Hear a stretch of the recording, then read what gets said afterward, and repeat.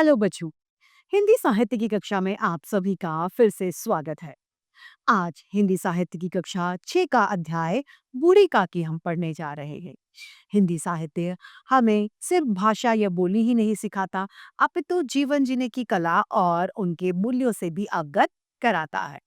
तो आइए बिना किसी देरी इस अध्याय को हम प्रारंभ करते हैं। इस अध्याय के रचयिता है मुंशी प्रेमचंद। आइए पढ़ते हैं।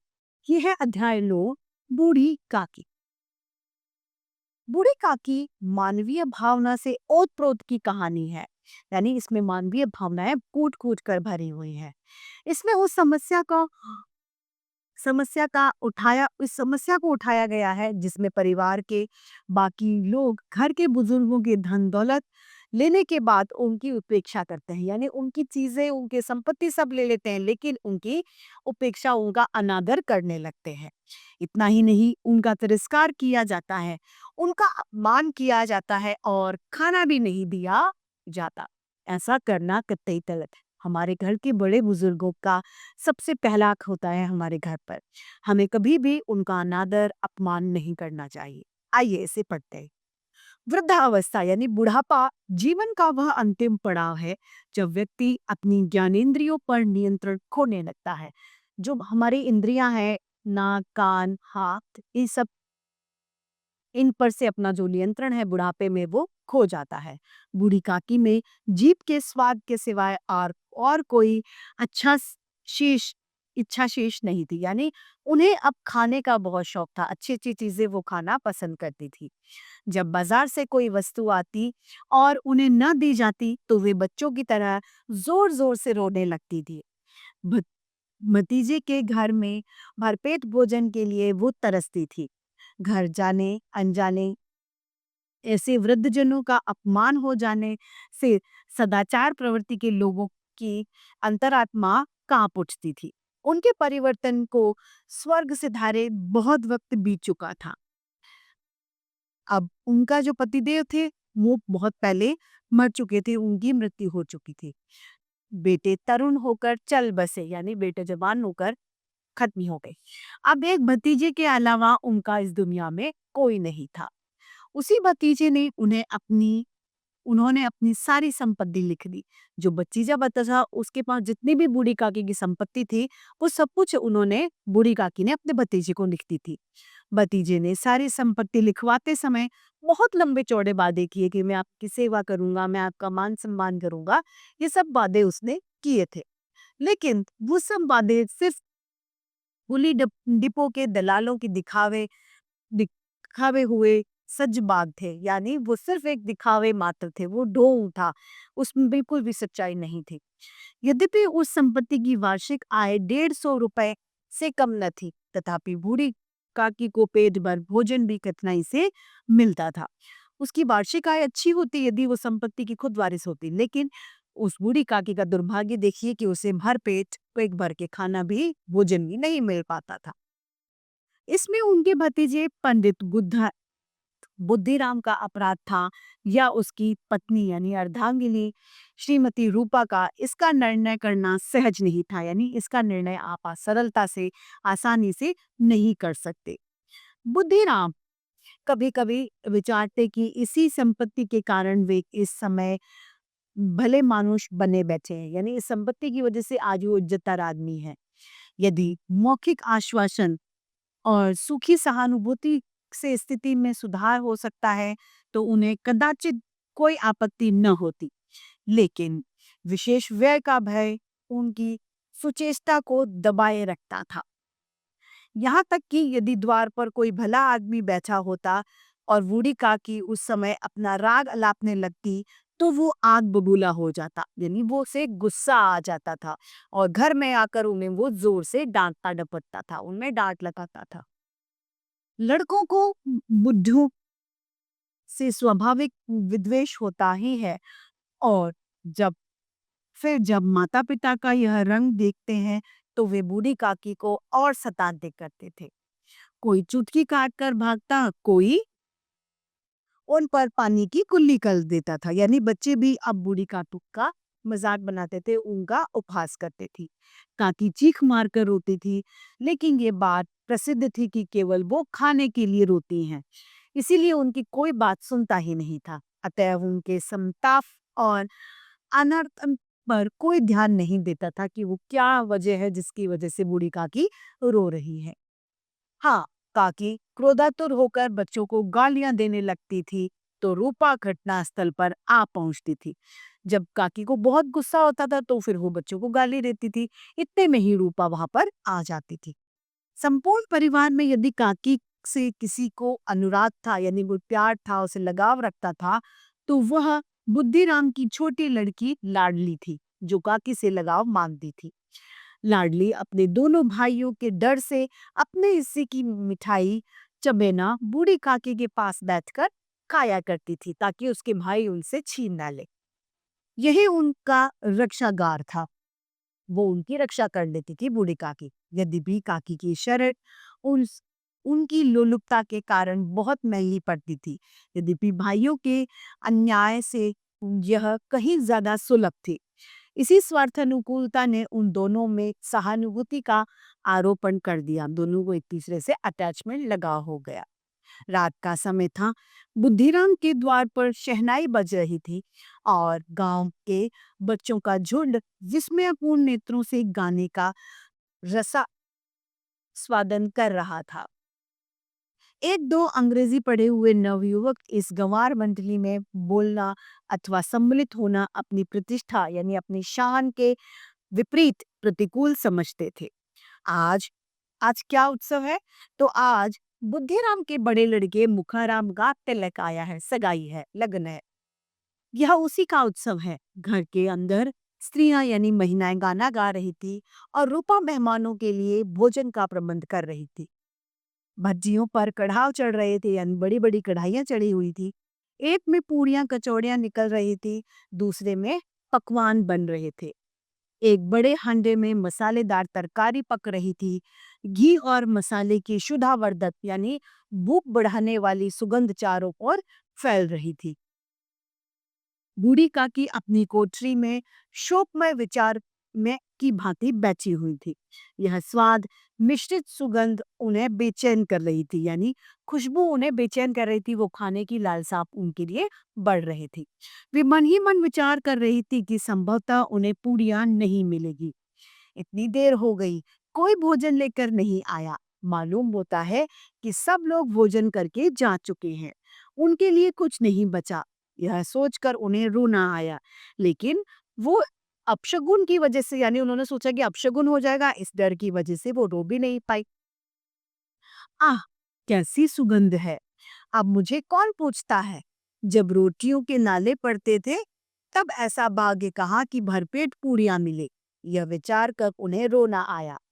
कलेजी में कूक सी उठने लगी, यानी एक टीस उनके दिल में बढ़ने लगी। लेकिन रूपा के डर से उन्होंने फिर से मौन धारण कर लिया। कहीं रूपा को पता चले और रूपा उनसे लड़ाई करेगी, इस वजह से उन्होंने रोना उचित नहीं समझा।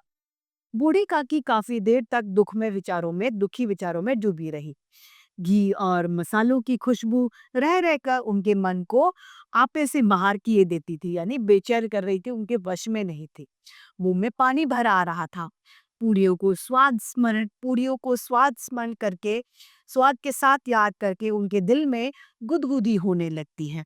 किसे पुकारूं, आज लाडली बेटी भी नहीं आई, वो ये अपने मन में सोचती है।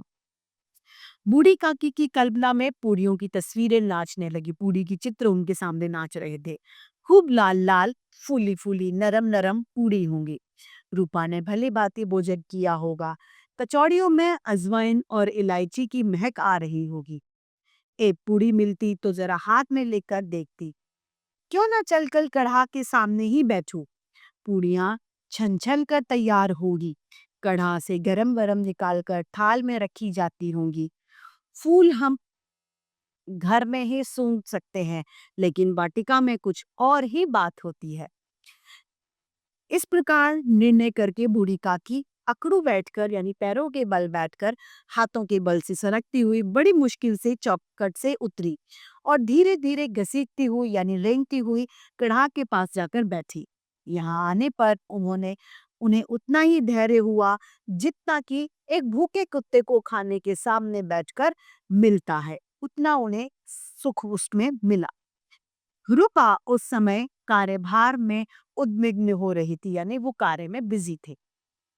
कभी इस कोठे में जाती, कभी उस कोठे में, कभी कड़ा के पास, कभी भंडार में। किसी ने बाहर से आकर कहा, महाराज ठंडाई मांग रहे हैं। ठंडाई देने लगी। इतने में फिर किसी ने कहा, भाट आ गया, उसे कुछ दे दो। बात के लिए सीधा निकाल रही थी कि एक तीसरे आदमी ने आकर पूछा, अभी भोजन तैयार होने में कितनी देरी है? विलंब यानी कितनी देरी है? जरा ढोल मंजीरा उतार दो। बेचारी अकेली स्त्री दौड़ते दौड़ते परेशान हो गई। झुंझला कर यानी गुस्से में कुर्ती थी, लेकिन गुस्सा प्रकट करने का उसे मौका नहीं था। डर होता है, भय होता यानी डर होता, कहीं पड़ोसी ने यह ना कहने लगी कि इतने में उबल पड़ी, यानी इतने में ही ये गुस्सा हो गई। प्यास से उसका कंठ सूख रहा था, उसे प्यास लगी थी। गर्मी के मारे फूकी जा रही थी, बहुत गर्मी हो रही थी। लेकिन इतना अवकाश भी नहीं था, यानी इतनी भी छुट्टी नहीं थी कि जरा सा वो पानी पी ले या फिर पंखा करके अपनी हवा कर ले। यह भी खटका था, यानी ये भी डर था कि जरा आंख हटी और चीजों की लूट मची, यानी कुछ चोरी ना हो जाए। इस स्थिति में यानी इस अवस्था में उसने बूढ़ी काकी को कढ़ा के पास बैठा देखा तो वो जल गई। इसका भी ध्यान न रहा कि पड़ोसिनें बैठी हुई हैं। मन में क्या कहेंगी? पुरुषों में लोग सुनेंगे तो वे क्या कहेंगे?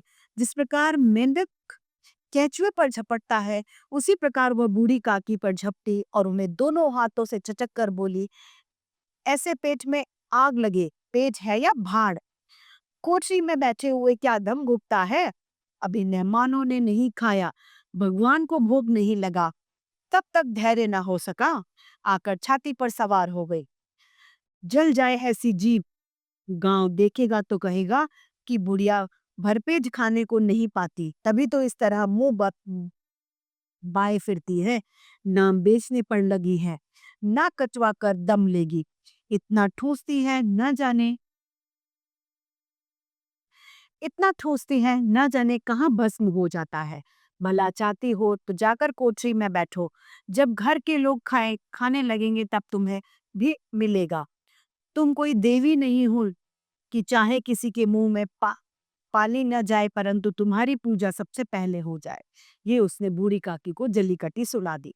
बूढ़ी काकी ने सिर उठाया और न वो रोई और न ही वो बोली, चुपचाप रहती हुई अपनी कोठरी में चली गई।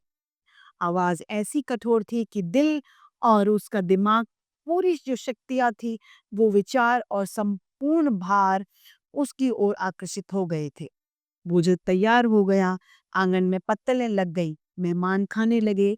स्त्रियों ने जेलनार गीत शुरू कर दिया। मेहमानों के सेवकगण भी उसी मंडली के साथ किंतु कुछ हटकर भोजन करने लग गए। परंतु सभ्यता अनुसार जब तक सब के सब खा न चुके कोई नहीं उठ सकता था। बूढ़ी काकी अपनी कोठरी में जाकर पश्चाताप कर रही थी। मैं वहां क्यों गई? बूढ़ी काकी ये सोचने लग गई। उन्हें रूपा पर गुस्सा नहीं आया, अपनी जल्दबाजी पर उन्हें दुख होने लगा। सच ही तो है, जब तक मेहमान लोग भोजन कर ना चुकेंगे, घर वाले कैसे खाना खाएंगे? मुझसे इतनी देर भी न रहा गया। अब जब कोई मुझे बुलाने के लिए नहीं आएगा तब तक मैं नहीं जाऊंगी। मन ही मन इस प्रकार का विचार वे करने लगी और अपने बुलावे का इंतजार करने लगी। लेकिन घी की रुचिकर सुबास बड़ी धैर्य परीक्षक को प्रतीत हो रही थी। उन्हें एक एक पल एक एक युग के समान मालूम हो रहा था। एक एक मिनट उन्हें बहुत भारी पड़ रहा था। अब पत्तलें बिछ गई होंगी, अब मेहमान आ गए होंगे, लोग हाथ पैर धो रहे होंगे, सेवक पानी दे रहा है, मालूम होता है लोग खाने बैठ गए, जेवनार गाया जा रहा है। यह विचार कर वे मन को बहलाने लगी और लेट गई। धीरे धीरे एक गीत गुनगुनाने लगी। उन्हें मालूम हुआ कि गीत गाते गाते काफी देर हो गई। क्या इतनी देर तक लोग भोजन ही कर रहे होंगे? किसी की आवाज नहीं सुनाई लेती। अवश्य ही यानी जरूर ही लोग खा पी कर चले गए। मुझे कोई बुलाने नहीं आया। रूपा चिढ़ गई है। क्या जाने बुलाए या फिर ना, हो सकता है वो गुस्से में मुझे बुलाए ही ना। सोचती हूँ कि आज की अपने आप ही आवेगी, वह कोई मेहमान तो है नहीं जो उन्हें बुलाऊं। बूढ़ी काकी चलने के लिए फिर से तैयार हो गई। पूड़ियाँ और मसालेदार तरकारियां उनके सामने आई। यह विचार उनकी स्वादेंद्रियों को और ज्यादा गुदगुदाने लगा। उन्होंने मन में तरह तरह के मंसूबे बांधे। पहले तरकारी से पूड़ियाँ खाऊंगी, फिर दही और शक्कर से कचौड़ियाँ, रायते के साथ मजेदार मालूम होगी। चाहे कोई बुरा माने या भला, मैं मांग मांग कर ही खाना खाऊंगी। यहाँ न लोग कहेंगे, यही न लोग कहेंगे कि इन्हें विचार नहीं। कहाँ करें, इतने दिन बाद पूड़ियाँ मिल रही हैं तो मुंह झूठा करके थोड़ी उठ जाऊंगी, यानी मैं भर पेट पूड़ियों का आनंद लूंगी। वो उकड़ू बैठकर दोनों हाथों के बल सरकती हुई आंगन में आई। लेकिन दुर्भाग्य, अभिलाषा ने अपने पुराने स्वभाव के अनुसार समय की मिथ्या कल्पना की थी। मेहमान मंडली अभी बैठी हुई थी। कोई खाकर उंगलियां चाटता था, कोई तिरछे नेत्रों से देखता कि और लोग अभी खा रहे हैं या नहीं। कोई इस चिंता में था कि पत्तल पर पूड़ियां छूटी जाती हैं, किसी तरह इन्हें भीतर रख लेता। कोई दही खाकर जीभ चटकारता था, लेकिन दूसरा दोना मांगते संकोच करता था कि इतने में बूढ़ी काकी रेंगती हुई उनके बीच में जा पहुंची। कई आदमी चौंक कर उठ खड़े हुए, पुकारने लगे, अरे ये बुढ़िया कौन है, कहाँ से आ गई? पंडित बुद्धिराम काकी को देखते ही गुस्से से तिल मिला गए। उन्हें बहुत गुस्सा आ गया। पूरियों के थाल को जमीन पर पटक दिया और जिस प्रकार निर्दयी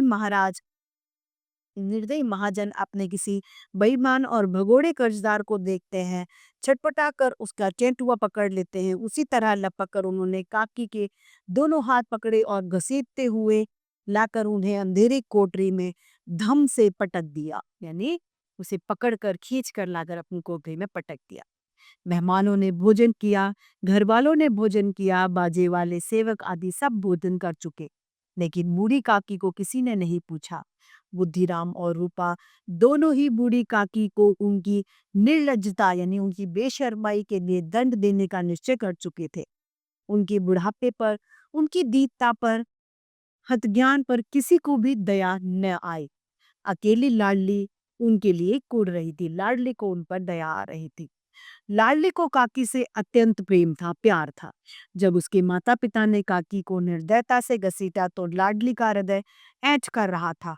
वह झुंझला रही थी, उसे गुस्सा आ रहा था कि ये लोग काकी को बहुत सी पूड़ियां क्यों नहीं दे देते।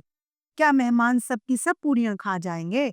और यदि काकी ने मेहमानों से पहले खा लिया तो क्या बिगड़ जाएगा?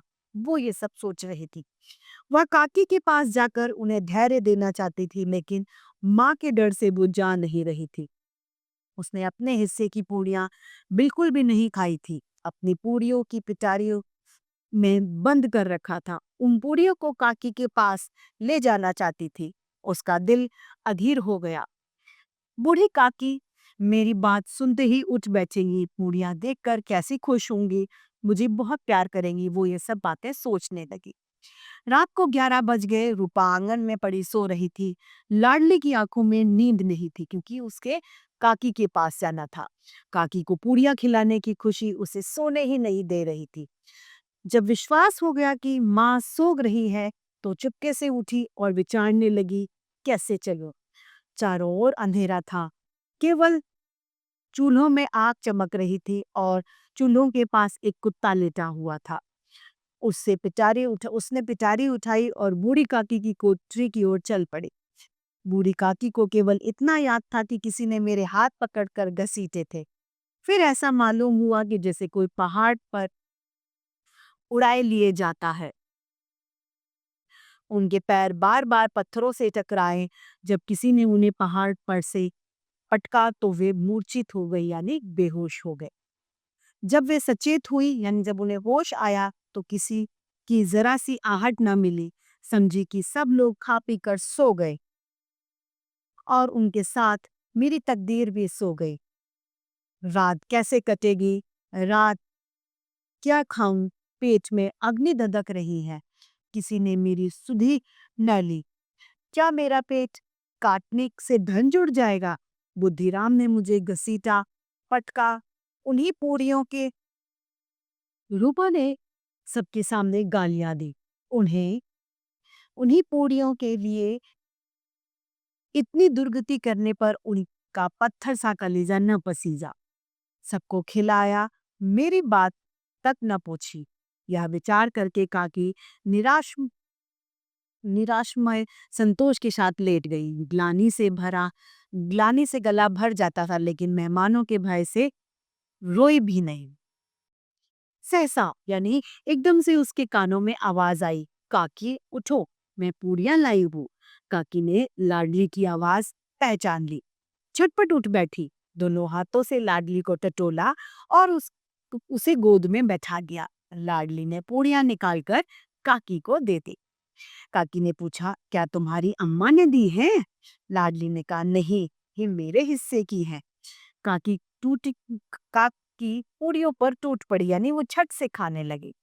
5 मिनट में पिटारी खाली हो गई। लाडली ने पूछा, काकी पेट भर गया? जैसे थोड़ी सी वर्षा ठंडक के स्थान पर और गर्मी पैदा कर देती है, उमस बना देती है, उसी तरीके से इन थोड़ी सी पूरियों ने काकी की भूख को और इच्छा को और ज्यादा बढ़ा दिया। वे बोली, नहीं बेटी, जाकर अम्मा से और मांग लाओ। लाडली ने कहा, अम्मा सोती है, अगर जगाऊंगी तो वो मुझे मारेगी। काकी ने पिटारी को फिर टटोला, उसमें कुछ खुरचन गिरे थे, उन्हें निकालकर वे खा गई। बार बार अपनी होठों को चाटती और चटकारे भर रही थी। सहसा लाडली से बोली, मेरा हाथ पकड़कर वहां ले चलो जहां मेहमानों ने बैठकर भोजन किया था। लाडली उनका मतलब समझ न पाई। उसने काकी का हाथ पकड़ा और ले जाकर झूठे पतलों के पास उन्हें बैठा दिया। दीन यानी बेचारी, शुद्धातुर यानी भूखी, ज्ञान बुढ़िया पत्तलों से पूड़ियों के टुकड़े चुन चुन कर बक्शल करने लगी, यानी वो झूठा खाना खाने लग गए। ओह, दही कितनी स्वादिष्ट थी, कचौड़ियां कितनी सलोनी, खस्ता कितनी सुकोमल। काकी वृद्ध ही होते हुए भी इतना जानती थी कि मैं वह काम कर रही हूँ जो मुझे कदापि नहीं करना चाहिए। मैं दूसरों की झूठी पत्तल चाट रही हूँ। वो बड़ी थी, वृद्ध थी, फिर भी वो गलत काम कर रही थी, क्योंकि उनकी इंद्रियों पर उनका वश नहीं था। ठीक उसी समय रूपा की आंखें खुली। उसे मालूम हुआ कि लाडली मेरे बिस्तर पर नहीं है। वो एकदम चौंक गई, चारपाई के इधर उधर ताकने लगी कि कहीं नीचे तो नहीं गिर पड़ी। उसे वहीं न पाकर वह उठी तो क्या देखती है कि लाडली झूठे पत्तलों के पास चुपचाप खड़ी है और बूढ़ी काकी पत्तलों पर से पूड़ियों के टुकड़े उठाकर खा रही है। रूपा का हृदय यानी दिल उसका थम गया, सन्न रह गया। किसी गाय की गर्दन पर छुरा चलाते देखकर जो अवस्था होती है, वही उसकी उस समय हुई। उसे इतना दर्द हुआ जब उसने देखा कि बूढ़ी काकी झूठे पत्तलों से खाना खा रही हैं। एक ब्राह्मण दूसरों की झूठी पत्तल टटोले, इससे ज्यादा शोकमय यानी इससे ज्यादा दुख की बात क्या होगी? यह असंभव था। पूरियों के कुछ ग्रास के लिए उसकी चचेरी सास ऐसी पतित और निष्ठुर काम कर रही हैं। यह दृश्य वह था जिसे देखकर देखने वालों के दिल कांप उठे। वो ये सीन था कि उसे इतना दर्द हुआ, ऐसा लग रहा था कि मानो जमीन रुक गई है, आसमान चक्कर खा रहा है, संसार पर कोई आपत्ति आने वाली है। रूपा को क्रोध नहीं आया, शोक यानी दुख के सामने कहा गुस्सा, करुणा यानी दया और डर से उसकी आंखें भर आई। इस अधर्म का पाप का भागी कौन है? उसने सच्चे दिल से गगन मंडल की ओर हाथ उठाया और कहा, परमात्मा, मेरे बच्चों पर दया करो, इस अधर्म का दंड मुझे मत दो, नहीं तो मेरा सत्यानाश हो जाएगा, यानी सब कुछ मेरा खत्म हो जाएगा। वो ये सोचने लगे। वह सोचने लगी, हाय, मैं कितनी निर्दयी हूँ, यानी मेरे अंदर दया ही नहीं है। जिसकी संपत्ति ने से मुझे 200 रुपए वार्षिक आय हो रही है, उसकी यह दुर्गति। वो सोचती है कि जिसकी संपत्ति से मैं कमा रही हूँ, उसका मैंने ये हाल कर रखा है, और मेरे कारण, हे दयामय भगवान, मुझे मेरी मुझसे बड़ी भारी भूल हो चुकी है, मुझे क्षमा करो। आज मेरे बेटे का तिलक था, सैकड़ों मनुष्यों ने भोजन पाया, अपने नाम के लिए सैकड़ों रुपए व्यय कर दिए, लेकिन जिसकी बदौलत हजारों रुपए पाए, उसे इस उत्सव में भरपेट भोजन भी मैं नहीं दे पाई। जिसकी संपत्ति में मज़े कर रही हूँ, उसके लिए मैंने खाना भी उसे नहीं दिया। रूपा ने दिया जलाया यानी जोत प्रज्वलित करी, अपने भंडार का द्वार खोला, रसोई का गेट खोला और एक थाली में संपूर्ण सामग्री सजाकर हाथ में लिए बूढ़ी काकी की ओर चल पड़ी। आधी रात जा चुकी थी, आकाश पर तारों के थान सजे हुए थे। बूढ़ी काकी को अपने सम्मुख देखकर बहुत सारा सुख उसे प्राप्त हुआ। रूपा ने कंठावरुद्ध स्वर में यानी रोते हुए रुंधे हुए स्वर में कहा, काकी उठो, भोजन कर लो, मुझसे आज बड़ी भूल हुई, उसका बुरा मत मानना, परमात्मा से प्रार्थना कर दो कि मेरा अपराध क्षमा कर दे, यानी भगवान से मेरे लिए दुआ करना कि मेरी गलती को भगवान माफ कर दे। भोले भाले बच्चे की तरह जो मिठाइयाँ पाकर मार और अपमान भूल जाते हैं, बूढ़ी काकी भी उसी तरीके से सब कुछ भूलकर बैठ गई और खाना खा रही थी। उसने उसके एक-एक रोए से सच्ची सजबियां निकल रही थी और रूपा बैठी स्वर्गीय दृश्य का आनंद लेने में निर्मग्न थी। यानी अब जो बूढ़ी काकी खाना खाकर उसे रूपा को दुआएं दे रही थी और रूपा उन सबको देख रही थी। इस सुंदर से पाठ के रचयिता हैं मुंशी प्रेमचंद। तो इसी के साथ हमारी हिंदी साहित्य की कक्षा आज यही समाप्त होती है। फिर से ऐसे रोचक अध्याय लेके आपके समक्ष प्रस्तुत होंगे। आज के लिए इतना ही। धन्यवाद।